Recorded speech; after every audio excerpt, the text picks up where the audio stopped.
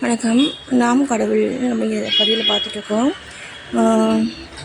இன்றைக்கி வந்து திருமந்திரம் 2170வது பாடல். அதில் வந்துட்டு என்ன சொல்கிறாருன்னா, உயிருக்கு உயிராகிய உருவாய் அருவாய்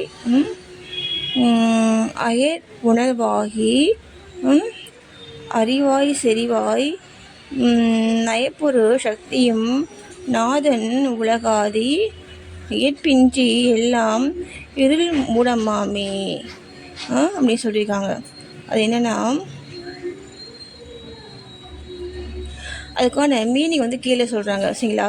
அதுக்கான மீனிங் வந்து கீழே சொல்கிறாங்க. கீழே வந்துட்டு என்ன சொல்கிறாங்க அப்படிங்கிறத பார்த்துட்டு அதுக்கு சொல்லாத விஷயங்கள் ஏதாவது என்னால் சொல்ல முடியுமா அப்படிங்கிறது எனக்கு எதாவது தோணுச்சுன்னா நான் சொல்கிறேன். ஓகேவா? இப்போ இந்த பாட்டுக்கான விளக்கம் வந்துட்டு என்ன சொல்லியிருக்காங்கன்னா, சிவம் அனைத்து உயிர்களுடனும் கலப்பால் ஒன்றாக இருக்கின்றான். புரியுதுங்களா? கடவுள் எல்லா உயிருக்குள்ளாயும் இருக்கிறாரு. எல்லா உயிருக்குள்ளேயும் அந்த உயிராக இருக்கிறது கடவுள் தான். ஓகேவா? என்ன அப்போது அந்நிலையில் உயிருக்கு உயிராகிய உருவாகவும் அருவாகவும் விளங்குகிறது. புரியுதுங்களா? அப்போது அந்த மாதிரி இருக்கும் பொழுது சிவம் வந்து எல்லா உயிர்களுக்குள்ளேயும் அந்த உயிராக இருக்கிறது வந்து சிவம் தான். அப்போது அந்த சிவம் வந்து பார்த்திங்கன்னா, அது வந்து உயிருக்கு உயிருக்கு உயிராக அப்படி இருக்குது. அந்த உயிருக்கு உயிராக அந்த சிவம் ஆகி அது ரெண்டும் வந்து ஒன்றாகி, நம்ம உயிரும் அந்த சிவனும் வந்து ஒன்றாகி சரி ஒன்றாயிட்டு அது வந்து அது உருவமாகவும் அதே மாதிரி அருவமாகவும்னா என்ன, நம்ம பாடியில் நமக்கு உண்டாகக்கூடிய இந்த தத்துவங்கள் 96 தத்துவங்கள் சொல்லியிருக்காங்க இல்லையா, அதெல்லாம் வந்துட்டு எங்கள் புக்கில் இருக்குது. சரிங்களா? தத்துவங்கள் அப்படின்னா சட்ட விதிகள் சொல்லுவாங்க இல்லையா, சட்ட விதிகள். அதாவது இதுனா இதனுடைய வேலை இதுதான். புரியுதுங்களா? நம்முடைய உடல் வந்து பார்த்தீங்கன்னா பஞ்சபூதங்களால் ஆகியது தான். மண், நீர், நெருப்பு, காற்று, ஆகாயம் அப்படிங்கிற பஞ்சபூதங்கள் ஆகியது தான் நம்முடைய உடல். அந்த ஏற்றக்குறைவினால தான் நம்முடைய உடலை வந்துட்டு உண்டாயிருக்கு. இதே தான் பார்த்தீங்கன்னா நம்ம உலகத்துக்கும் இதுதான். இந்த உலகத்துடைய பேசிக்கே பார்த்தீங்கன்னா இந்த பஞ்சபூதங்கள் தான். ஓகேவா? இப்போ என்ன சொல்கிறாங்கன்னா, இப்போ பாருங்க, அப்போது அந்நிலையில் உயிருக்கு உயிராகிய அந்த உருவமாகவும் அதுதான் இருக்குது. அதே மாதிரி அருவமாகவும் அது தான் இருக்குது. சரியா? அதாவது சிவம் உயிருக்கு உயிராய் நிற்கும் பொழுது அருவன் எனவும். ஏன்னா கண்ணுக்கு தெரியுதா உயிர்? தெரியல. அடிச்சா வந்து நமக்கு வலிக்குது இல்லை? எங்கே வலிக்குது அப்படி சொன்னால் எங்கே வலிக்குது சொல்லுவோம். அது எப்படி வலிக்குது சொன்னேன், காமி, அந்த வலி எந்த அளவுக்கு இருக்குது காமி அப்படின்னா நம்மள சொல்ல முடியுமா? எந்த அளவுக்கு வலி இருக்குது அப்படிங்கிறத நம்மள சொல்ல முடியுமா? சொல்ல முடியாது இல்லையா? அந்த உணவுகள் வந்துட்டு அந்த உணவுகளால் உண்டாகக்கூடிய கஷ்டங்கள் வந்துட்டு எந்த அளவுக்கு இருக்குது அப்படிங்கிறது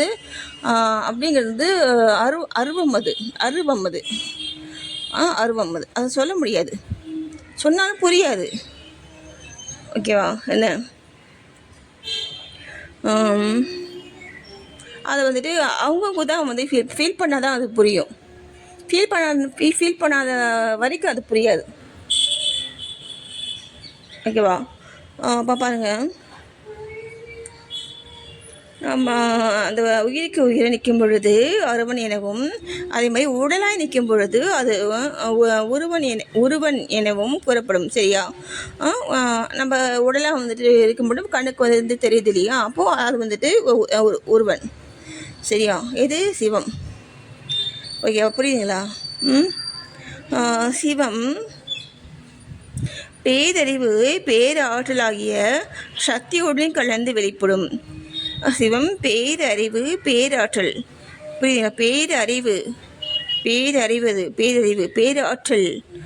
பேராற்றலாகிய சக்தி. இப்போ யார்கிட்ட இல்லதெல்லாம் சக்திங்கிறது யார்? பேரறிவும் அதுதான், பேராற்றலும் வந்து அதுதான். சரியா?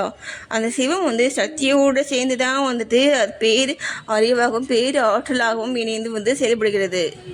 சிவத்துக்கு மட்டும் சக்தி கிடையாதுங்க, சக்திக்கு தான் சக்தி. சரியா? அந்த சிவம் வந்துட்டு அந்த சக்தியோடு இணைந்து தான் பேரு அறிவாகவும் பேரு ஆற்றலாகவும் வந்து அதை வந்து வெளிப்படுகிறது. எது அந்த கடவுளே வந்துட்டு பெண் துணையோடு தான் வந்துட்டு அவர் வந்துட்டு இயங்குறாரு. பெண் துணை இல்லைன்னா கடவுளாலேயே வந்துட்டு இயங்க முடியல. நீங்கள் பெண்களும் நீ வந்து மதிக்கிறோமா? நம்ம அந்த பெண்கள் மூலமாக தான் நம்ம வந்துட்டு இந்த உலகத்துக்கு வந்துட்டு கொண்டு வராங்க அவங்க.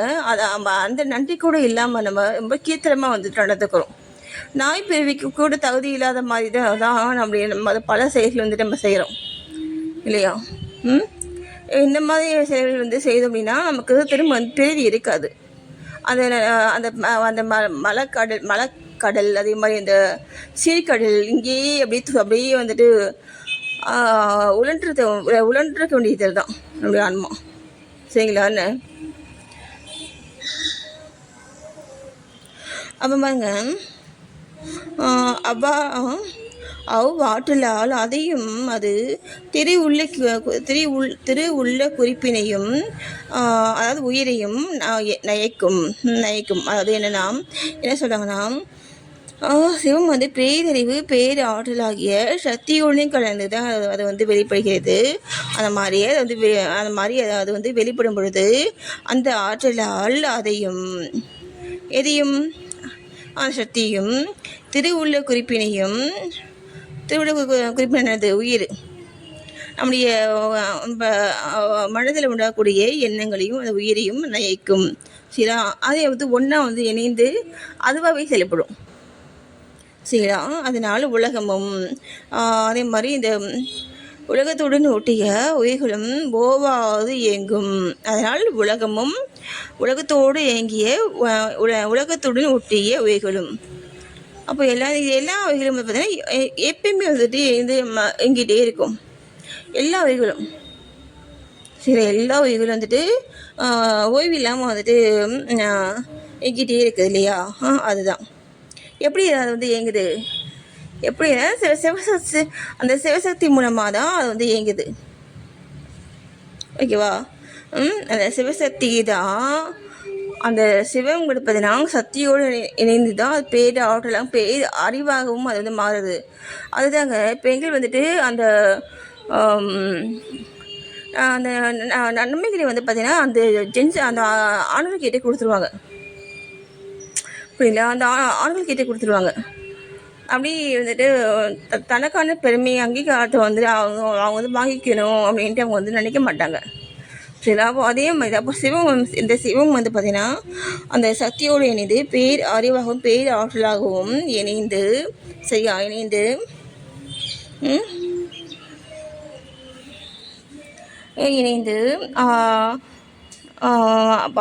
இணைந்து நம்முடைய இந்த உள்ள குறிப்பு, அதாவது நம்முடைய உயிரில் இருக்கக்கூடிய நம்முடைய ஆன்மாவுக்கு இல்லையா? இந்த ஆன்மாவில் இருக்கக்கூடிய அந்த உணவுகள் அதெல்லாம் சேர்ந்து அப்படி நிற்கும். அப்போ உணவு இப்போ ஒன்றா வந்து சேர்ந்துடும். சரியா? நான் அவங்க சொல்ல புரியுதுங்களா? எல்லாமே அது வந்து அப்படியே போயிட்டு ஜாயின் ஆகிடும். சரிங்களா? நயக்கம் அப்படிங்கிறது பார்த்தீங்கன்னா நயக்கம்ங்கிறது வந்து அதுவாகவே வந்துட்டு அவர் வந்து வெளிப்படும். அப்படியே வந்துட்டு அதுவாக மாறி அது வந்து ஒன்று அப்படிங்கிறத சொல்கிறது தான் வந்து நயக்கம். அதனால் உலகமும் உலகத்தோடு ஒட்டிய உயிர்களும் போவாது இயங்கும். இல்லை வீட்டால் எல்லாம் வந்துட்டு இருள் மூடி கிடைக்கும். இல்லை வீட்டால் எல்லாம் இருள் மூடி கிடைக்கும். புரியுதுங்களா? அப்போது சிவசக்தி இல்லை அப்படின்னா எல்லாம் வந்துட்டு இருள் மூடி கிடைக்கும். ஓகே, புரியுதுங்களா? அதனால் கடவுள்ங்கிறது கண்டிப்பாக நமக்கு தேவை. நம்ம என்ன பண்ணுறோம், இந்த மனித அறிவு அதே மாதிரி இந்த ஆற்றல் கொண்டு நம்ம தான் பெரிய ஆள் அப்படின்னு நினச்சிட்டு நம்ம இது செயல்படுறோம் இல்லையா? அது வந்து ஒரு உண்மை கிடையாது. சரியா? நமக்கு வந்துட்டு அழியக்கூடிய உடல். சரியா? வயசு ஆகும் பொழுது பல விதமான சந்தர்ப்ப சூழ்நிலைகளால் நம்முடைய பலம் வந்து குறையும். ஆனால் கடவுளுடைய பலம்ங்கிறது பார்த்தீங்கன்னா அது கற்பனை கூட பண்ண முடியாத அளவுக்கு வந்துட்டு சக்தி வாய்ந்தது. புரியுதுங்களா? அது வந்து பேராற்றல், அது பேராற்றல். அதுக்கு வந்துட்டு இவ்வளோதான் அப்படின்ட்டு அதனுடைய அந்த எனர்ஜி லெவலை வந்து நம்ம வந்து சொல்லவே முடியாது. அப்போது அந்த அந்த எனர்ஜி லெவலோடு நம்ம வந்து சேர்ந்து நம்ம வந்துட்டு இயங்கணும் அப்படின்னா நம்ம என்ன செய்யணும்? நம்ம வந்து நம்பிக்கை. சரியா? நம்ம வந்துட்டு அந்த கடவுளை வந்து நம்பணும். அப்போ நமக்குள்ள அந்த உயிராக இருக்கக்கூடிய நம்ம அந்த சிவசக்தி ரூபமாக இருக்கக்கூடிய அந்த கடவுளை வந்துட்டு நம்பி நம்ம என்ன பண்ணணும்? அது நமக்குள்ளே இருந்து செயல்பட்ட அளவுக்கு நம்முடைய அந்த அகங்காரம், தான் என்ற அகங்காரம், கர்வம் அதை வந்து சுத்தமாக வந்து எடுத்து தூக்கி போட்டுவிடணும் வெளியே. தான் என்ற அகங்காரம் இல்லாமல் இருந்தால் மட்டும்தான் நீ தான் எல்லாம் அப்படின்னு சொல்லும் பொழுது தான் அது செயல்படும். அதானே உண்மை. மதிக்கணும். மதிச்சாதாங்க அதை வந்து செயல்படும். சரியா? நீ தான் எல்லாம் அப்படின்னு சொல்லணும், மதிக்கணும், அதை போற்றணும், வணங்கணும், துதிக்கணும். இதெல்லாம் நம்ம செய்யணும். சரியா? யாரை? நமக்குள்ளே இருக்கக்கூடிய கடவுளை. அப்போது அந்த மாதிரி செய்தோம் அப்படின்னா அந்த அந்த உயிர் வந்து அந்த உயிர் கூட அந்த சிவமும் சேர்ந்து ஒன்றா சேர்ந்து ஓவாது இயங்கும். இல்லா வைத்தால் எல்லாம் இருள் மூடி கிடக்கும். ஓகேவா? நன்றி. ஒரு விஷயம் கவனிச்சிங்களா? கடைசியாக சொன்ன பார்த்தீங்களா? இல்லா வைத்தால் எல்லாம் இருள் மூடி கிடக்கும் சொல்கிறாங்கல்ல, அதுக்கு என்ன அர்த்தம்? நம்ம அந்த மாதிரி செய்யணும்னா நமக்கு அறிவு துலங்காது.